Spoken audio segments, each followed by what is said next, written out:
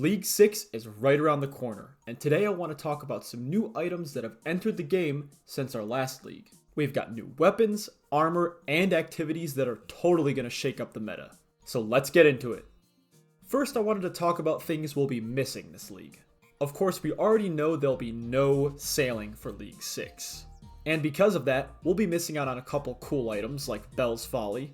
But I think this exclusion is actually a good choice. There'll be enough going on picking regions, completing tasks, and figuring out relics. I really don't think we're going to miss sailing for this one.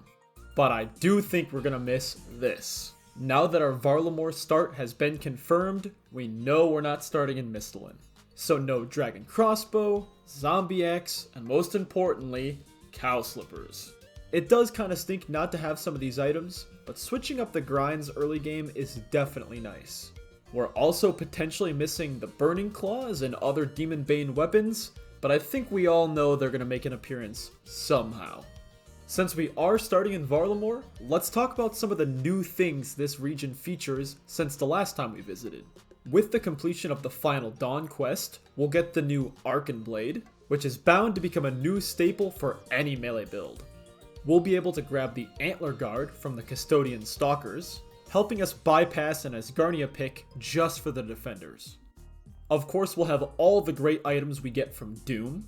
In particular, I think there's going to be some crazy mage builds with the Confliction Gauntlets and Eye of a Yuck.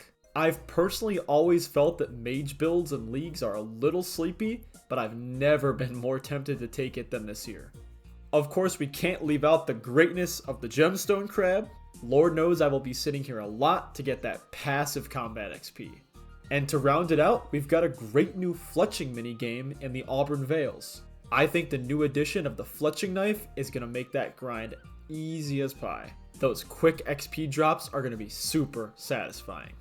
If you're a desert enjoyer, I think this pick has never been better.